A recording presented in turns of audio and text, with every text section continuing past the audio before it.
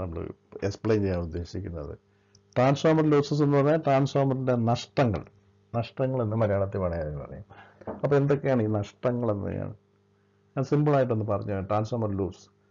The losses in the transformers are classified as follows. എന്താണ്? ഒന്നാമത്തെ loss iron loss. Iron ലോസിന് വേറെ പേരാണ് കോർ ലോസ്. രണ്ടാമത് പറയാണ് കോപ്പർ ലോസ്. അപ്പോൾ ഈ രണ്ട് ലോസിനെ പറ്റിയാണ് നമ്മൾ പറയാൻ പോകുന്നത്. Iron loss, copper loss.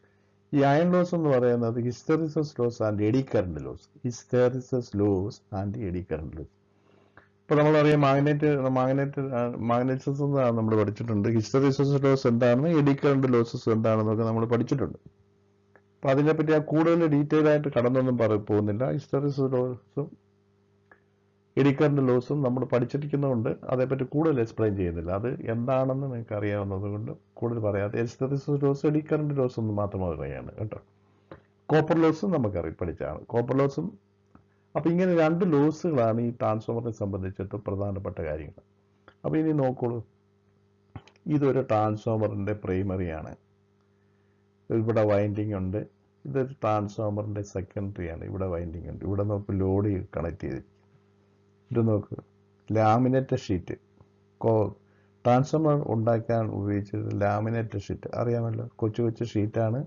ഈ ഷീറ്റുകൾ തമ്മിൽ ഐസൊലേറ്റ് ചെയ്തിട്ടുണ്ട്. ഐസൊലേറ്റ് ചെയ്ത വാർണിഷ് ഷെല്ലായിക്കാണ് ഉപയോഗിക്കുന്നത്. അതെല്ലാം നമ്മൾ പഠിച്ചതാണ്. ഞാൻ വെറുതെ അങ്ങ് പറഞ്ഞതേ ഉള്ളൂ.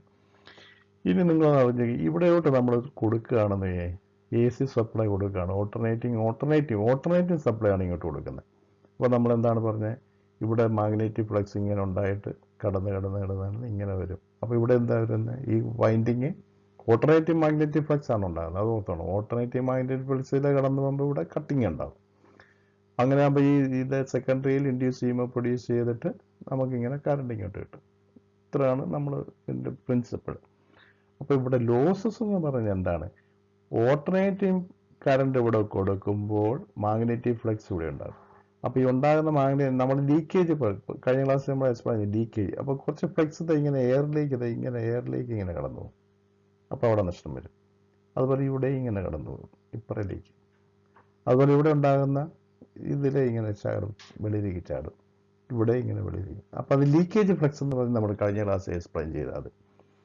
പിന്നെ മാഗ്നറ്റിക് ഫ്ലക്സ് ഇതിലെ ഇങ്ങനെ കടന്ന് ഇങ്ങനെ വരുമ്പോൾ എന്താ, ഈ കോർണാത്തോട് വരുമ്പോൾ എന്താ സംഭവിക്കുന്നത്? ഹിസ്റ്ററിസിസ് ലോസസ് ഉണ്ടാകും. ഹിസ്റ്ററിസിസ് ലോസ് എന്ന് പറയുന്നത് നിങ്ങൾക്ക് അറിയാം. ഇവിടെ ഹിസ്റ്ററിസിസ് മാഗ്നറ്റിസം ഇവിടെ കൂടും അല്ലേ? മാഗ്നറ്റിസം ഇതിനകത്ത് കുറയും. അപ്പോൾ മാഗ്നറ്റിസം ഫോഴ്സ് കൂടിയാലും ഫ്ലക്സ് ഡെൻസിറ്റി അവിടെ കുറച്ച് നിൽക്കും. നിങ്ങൾ ഓർത്തിട്ടുണ്ടല്ലോ. വീണ്ടും മാഗ്നറ്റിസം കൂടും. അപ്പോൾ അവിടെ ഫ്ലക്സ് ഡെൻസിറ്റി നേരത്തെ അവിടെ നിൽക്കുകയാണ്. അപ്പോൾ അങ്ങനെ പറയുന്നതിന് നമ്മൾ റെസിഡ്യൂവൽ മാഗ്നറ്റിസം പറഞ്ഞു. അപ്പോൾ ഈ റെസിഡ്യൂവൽ മാഗ്നറ്റിസം ഉണ്ടാകുമ്പോൾ ഇവിടെ എന്താ സംഭവിക്കുന്നത്? ഇത് ചൂടാകും. അപ്പോൾ നമ്മളിവിടെ പവർ ലോസ് ഉണ്ടാകും. ഓക്കെ. അതുപോലെ ഇവിടെ എഡി കറണ്ട് ഉണ്ടാകും. എഡി കറണ്ട് എന്ന് പറയുമ്പോൾ അറിയാമല്ലോ നിങ്ങൾക്ക്. ആ എഡി കറണ്ട് പ്രൊഡ്യൂസ് ചെയ്യുമ്പോൾ ഇവിടെ ഹീറ്റ് ഉണ്ടാകും. അതുകൊണ്ട് ഈ കോറ് ചൂട് പിടിക്കും, ഈ കോറ്. അപ്പോൾ അവിടെ പവർ ലോസ് ഉണ്ടാകും. ഓക്കെ. അപ്പോൾ ഇവിടെ അങ്ങനെ പവർ ലോസ് ഇവിടെ ഉണ്ടായി. അതുപോലെ തന്നെ ഇവിടെ വൈൻഡിങ്, പ്രൈമറിയിലും വൈൻഡിങ് ഉണ്ട്, സെക്കൻഡറിയിലും വൈൻഡിങ്. വൈൻഡിങ് ഉണ്ടായ കോപ്പറാണ്, ഇതും കോപ്പറാണ്. അപ്പോൾ വൈൻഡിങ് ആകുമ്പോൾ ഇതിനകത്ത് റെസിസ്റ്റൻസ് ഉണ്ട്.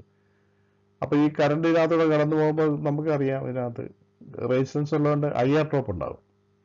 ഇവിടെ IR ഡ്രോപ്പാണ്. ഇവിടെ ഉണ്ടാകുന്നത് I²R ആണ്, ഹീറ്റായിട്ട് പ്രൊഡ്യൂസ് ചെയ്യും. ഇവിടെ I² ഉണ്ടാകും. അപ്പോൾ ഇവിടെ രണ്ട് ലോസസ് ഉണ്ട്. കോപ്പർ ലോസ്, അതിനാണ് നമ്മൾ കോപ്പർ ലോസ് എന്ന് പറയുന്നത്. കോപ്പറാണിത്. ഇവിടെ ഒരു കോപ്പർ ലോസ്, ഇവിടെ ഒരു കോപ്പർ ലോസ്. ഇവിടെ ഉണ്ടാകുന്ന കോപ്പർ ലോസ് പ്ലസ് ഇവിടെ ഉണ്ടാകുന്ന കോപ്പർ ലോസ്. പിന്നെ ഇതിനകത്തൂടെ ഇങ്ങനെ കടന്നു പോകുമ്പോൾ ഹിസ്റ്ററിസിസ് ലോസ് ഉണ്ടാകും, എഡി കറണ്ട്.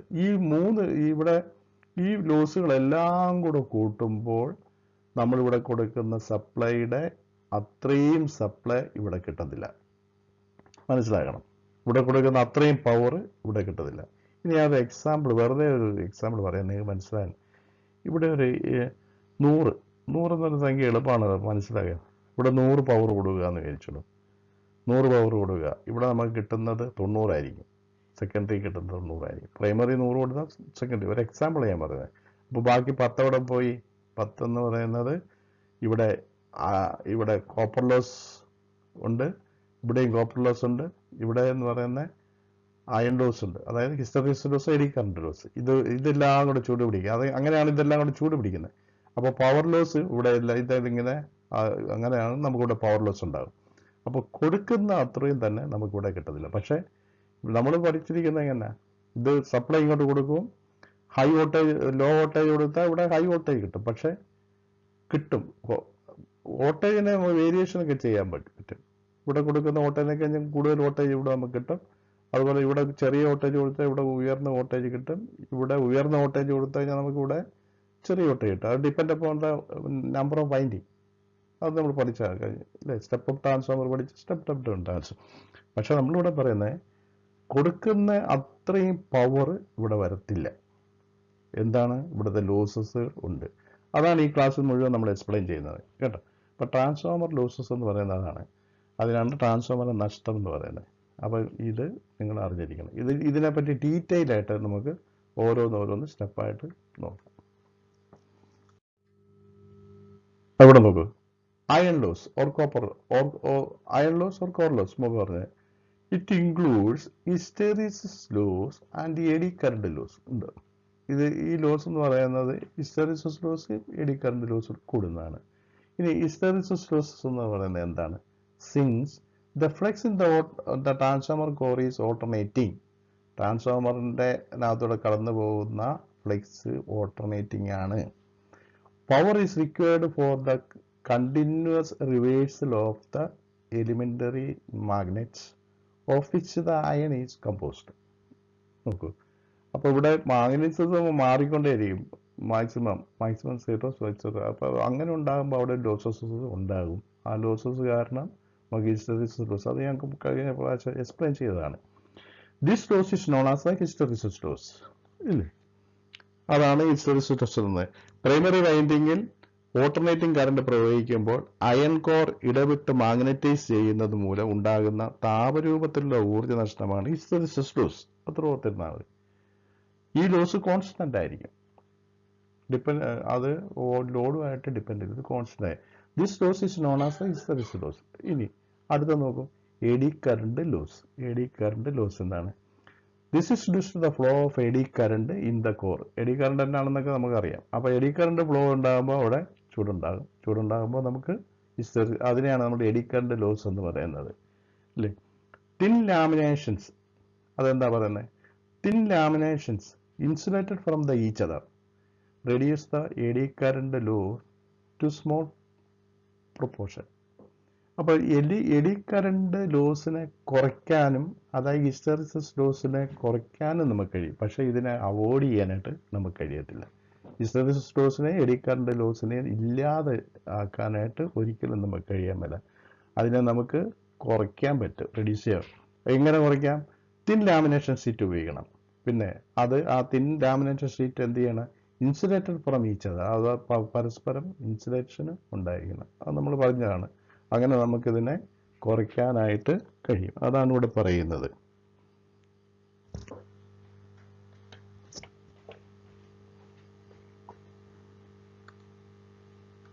ഇനി നമുക്ക് കോപ്പർ ലോസിനെ പറ്റി ഒന്ന് നോക്കാം. കോപ്പർ ലോസ് എന്താണ്? കോപ്പർ ലോസ് കോപ്പർ ലോസ് എന്ന് പറയുന്നത് എന്താണെന്ന് നോക്കാം. നമ്മൾ ഇതിനു മുമ്പ് പറഞ്ഞതുപോലെ തന്നെ ഇവിടെ കോപ്പർ ലോസിനെ പറ്റി പറയുമ്പോൾ നമ്മൾ അറിഞ്ഞിരിക്കേണ്ടത് പ്രൈമറി വൈൻഡിങ് ഉണ്ട്, സെക്കൻഡറി വൈൻഡിങ് ഉണ്ട്. പ്രൈമറിയിലെ വൈൻഡിങ്ങിൽ സെക്കൻഡറി വൈൻഡിങ്ങിലാണ് കോപ്പർ ലോസ് ഉണ്ടാകുന്നത് ഇല്ലേ, അത് നമ്മൾ ഓർത്തിരിക്കണം. പ്രൈമറി വൈൻഡിങ്ങിന്റെ റെസിസ്റ്റൻസ് മൂലം ഉണ്ടാകുന്ന കോപ്പർ ലോസ്, അതാണ് പ്രൈമറിയിലെ. സെക്കൻഡറി വൈൻഡിങ്ങിന്റെ റെസിസ്റ്റൻസ് മൂലം ഉണ്ടാകുന്ന കോപ്പർ ലോസ്, അതാണ് സെക്കൻഡറി. ഇത് രണ്ടോടും കൂടുന്നതാണ് കോപ്പർ ലോസ് എന്ന് പറയുന്നത്. ഈ കോപ്പർ ലോസ് എന്ന് പറയുന്നത് നമ്മൾ പഠിച്ചിട്ടുണ്ട്, I²R ആണ്. അപ്പോൾ പ്രൈമറിയിൽ ഒരു I²R, സെക്കൻഡറിയിൽ ഒരു I²R. അപ്പോൾ അത് എന്തിനെ ഡിപ്പെൻഡ് ചെയ്തിരിക്കും? ലോഡിനെ ഡിപ്പെൻഡ് ചെയ്തിരിക്കും. ട്രാൻസ്ഫോമറിന്റെ സെക്കൻഡറിയിലെ ലോഡിനെ ഡിപ്പെൻഡ് ചെയ്തിരിക്കും. അപ്പം അത് എപ്പോഴും നിങ്ങൾ ഓർത്തിരിക്കണം. ട്രാൻസ്ഫോമറിന്റെ കോപ്പർ ലോസ് എന്ന് പറയുന്നത് ലോഡിനെ ഡിപ്പെൻഡ് ചെയ്തിരിക്കും. എന്നാൽ നമ്മൾ ഇതിനു മുമ്പ് ഒരു ലോസിനെ പഠിച്ചു, അയൺ ലോസ്. അയൺ ലോസ് എന്ന് പറയുന്നത് ലോഡിനെ ഡിപ്പെൻഡ് ചെയ്തിട്ടില്ല, അതൊരു കോൺസ്റ്റന്റ് ആയിരിക്കും. അപ്പോൾ ആ ഒരു വ്യത്യാസം അറിഞ്ഞിരിക്കണം. അപ്പോൾ ഇവിടെ copper loss, these losses are due to the ohmic resistance, ഇതാണ് പ്രധാനം, ohmic resistance of the transformer windings. ഉണ്ടാവും ട്രാൻസ്ഫോമർ വൈൻഡിങ്, ഹോമിക് റെസിസ്റ്റൻസ്, ഇങ്ങനെ തന്നെ നിങ്ങൾ പരീക്ഷയ്ക്ക് എഴുതിയാലേ മാർക്ക് കിട്ടും. ഈ ഹോമിക് റെസിസ്റ്റൻസ് വൈൻഡിങ് ഉള്ളത് കൊണ്ടാണ് ട്രാൻസ്ഫോമറിനകത്ത് കോപ്പർ ലോസ് ഉണ്ടാകുന്നത്. പ്രൈമറിയിലും ഉണ്ടാകും, സെക്കൻഡറിയിലും ഉണ്ടാകും. അത് മനസ്സിലായല്ലോ. ഇത് നിങ്ങൾ അറിഞ്ഞിരിക്കേണ്ടത് എഫിഷ്യൻസി എന്ന് പറയുന്നതാണ്. എന്താണ് ഈ എഫിഷ്യൻസി? എല്ലാ മെഷീനും എഫിഷ്യൻസി പറയാറുണ്ട്. ഒരു മെഷീൻ്റെ നെയിം ബോർഡ് നോക്കുകയാണെങ്കിൽ നിങ്ങൾ അത് എഴുതിയിട്ടുണ്ടാവും, എഫിഷ്യൻസി എത്ര. ഒരു മോട്ടർ ആണെങ്കിലും ഉണ്ടാകും എഫിഷ്യൻസി, ട്രാൻസ്ഫോമർ ആണെങ്കിലും എഫിഷ്യൻസി, അങ്ങനെ കാണാം. അപ്പം അതെന്താണെന്ന് നിങ്ങൾ അറിഞ്ഞിരിക്കണം. എന്താണ് ഈ എഫിഷ്യൻസി? അത് കാര്യക്ഷമത. ഒരു മെഷീൻ ആണെങ്കിൽ കാര്യക്ഷമത എത്ര എന്നറിയാനായിട്ടാണ് എഫിഷ്യൻസി. എഫിഷ്യൻസി കണ്ടുപിടിക്കുന്നത് ഇൻപുട്ടും അറിഞ്ഞിരിക്കണം, ഔട്ട്പുട്ടും അറിഞ്ഞിരിക്കണം. ഒരു മെഷീനിലേക്ക് നമ്മൾ കൊടുക്കാന്ന്, ഒരു മോട്ടറോ അല്ല ഏതെങ്കിലും ഒരു മെഷീനിലേക്ക് നമ്മൾ കൊടുക്കുന്ന ഇൻപുട്ട് അത്രയും തന്നെ നമുക്ക് ഔട്ട്പുട്ട് കിട്ടത്തില്ല. അപ്പോൾ നമ്മളിപ്പോൾ കുറച്ച് ഫുഡ് കഴിക്കുക, അത് മുഴുവനും നമുക്ക് എനർജി ആയിട്ട് നമ്മുടെ ശരീരത്തിൽ കിട്ടത്തില്ല, കുറച്ച് വേസ്റ്റായി പോയില്ലേ എന്ന് പറയുന്ന പോലെ. അപ്പോൾ ആ വേസ്റ്റ് ഇവിടെ നമ്മൾ ട്രാൻസ്ഫോമറിനെ സംബന്ധിച്ച് എന്തായിരുന്നു വേസ്റ്റ് എന്ന് പറയുന്നത്? Iron loss, copper loss. Iron ലോസും കോപ്പർ ലോസും വേസ്റ്റായി പോവാണ്. അപ്പോൾ ഇൻപുട്ടിലേക്ക് നമ്മൾ സപ്ലൈ കൊടുക്കുക, ഇൻപുട്ടിലേക്ക് കൊടുക്കുന്ന അത്രയും സപ്ലൈ ഔട്ട്പുട്ട് സെക്കൻഡറി കിട്ടത്തില്ല. അത് രണ്ട് ലോസ് ഉണ്ട്, അയൺ ലോസും കോപ്പർ ലോസും ആയിട്ട് പോകും. ഇനി നമ്മൾ എഫിഷ്യൻസി നോക്കാം. ഔട്ട്പുട്ട് ഡിവൈഡഡ് ബൈ ഇൻപുട്ട് ഉണ്ടോ? ഔട്ട്പുട്ട് ഡിവൈഡഡ് ബൈ, ഔട്ട്പുട്ട് എന്ന് പറയുന്നത് സെക്കൻഡറി നമുക്ക് കിട്ടുന്ന പവർ, ഇൻപുട്ട് എന്ന് പറഞ്ഞാൽ പ്രൈമറി കൊടുത്ത പവർ, അതിനെയാണ് എഫിഷ്യൻസി എന്ന് പറയുന്നത്. ഇനി അത് തന്നെ നമുക്ക് ഇങ്ങനെ എഴുതാം, output divided by output plus losses. നോക്കൂ, ഈ ഇൻപുട്ട് എന്ന് പറയുന്നത് എന്താണ്? ഇൻപുട്ട് എന്ന് പറയുന്നത് സെക്കൻഡറി കിട്ടുന്നത്, സെക്കൻഡറി കിട്ടുന്നത് ഇൻപുട്ട് അല്ലേ? സോറി, ഇൻപുട്ട് എന്ന് പറയുന്നത് നമ്മൾ പ്രൈമറിയിലേക്ക് കൊടുക്കുന്ന സപ്ലൈ ആണ്. സോറി, പ്രൈമറി കൊടുക്കുന്ന സപ്ലൈ ആണ് ഇൻപുട്ട്. ഈ ഇൻപുട്ടിന്റെ സ്ഥലത്ത് നമുക്ക് ഔട്ട്പുട്ട് പ്ലസ് ലോസസ് എന്ന് എഴുതാം. ഔട്ട്പുട്ട് പ്ലസ് ലോസസ്, അതായത് output divided by input is equal output divided by output plus loss. ഉണ്ടാ, ഔട്ട്പുട്ട് പ്ലസ് ലോസ് എന്ന് പറയുന്നത് ഇൻപുട്ടാണ്. മനസ്സിലായല്ലോ നിങ്ങൾക്ക്? അപ്പോൾ അങ്ങനെ നമുക്ക് എഴുതാം. അപ്പോൾ ഇങ്ങനെ എഴുതി കഴിയുമ്പോൾ efficiency is equal output divide by ഇൻപുട്ടാണ്. അപ്പോൾ എപ്പോഴും നമുക്കറിയാം ഇൻപുട്ട് കൂടുതലും, ഇൻപുട്ട് എന്ന് പറയുന്ന കൂടുതലും ഔട്ട്പുട്ട് എന്ന് പറഞ്ഞാൽ ചെറുതായിരിക്കും. അപ്പം ചെറിയൊരു സംഖ്യ വലിയ സംഖ്യ കൊണ്ട് ഡിവൈഡ് ചെയ്യാൻ അവിടെ പറയുന്നത് ഇല്ലേ? ഇതനുസരിച്ചാകുമ്പോൾ ഔട്ട്പുട്ട് ചെറുതായിരിക്കണം ഇൻപുട്ട്, കാരണം ലോസസ് ഉണ്ട്. അപ്പം ചെറിയ സംഖ്യ വലിയ സംഖ്യ ഇതായിരിക്കും. അപ്പം നമുക്ക് കിട്ടുന്ന ഇതിൻ്റെ റിസൾട്ട് എത്രയായിരിക്കും? ലെസ് ദാൻ 1 ആയിരിക്കും. അപ്പോൾ ഇവിടെ എഫിഷ്യൻസി എപ്പോഴും ലെസ് ദാൻ 1 ആയിരിക്കും. മെഷീൻ്റെയൊക്കെ എഫിഷ്യൻസി ലെസ് ദാൻ 1 ആയിരിക്കും. അപ്പം efficiency is equal output divided by input. Okay, clear ആണെന്ന് വിശ്വസിക്കുന്നു.